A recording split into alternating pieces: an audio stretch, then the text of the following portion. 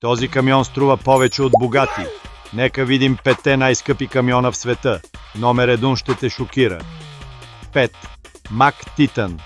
$160 000. Създаден за тежка работа.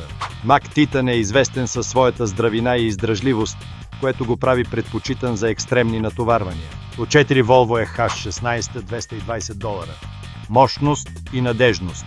Volvo FH16 е създаден за превоз на тежки товари на дълги разстояния. 3.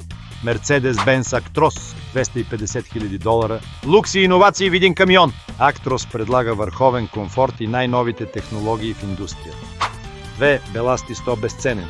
Създаден през 50-те, този гигант е бил най-големия камион в света. Днес е толкова рядък, че няма цена.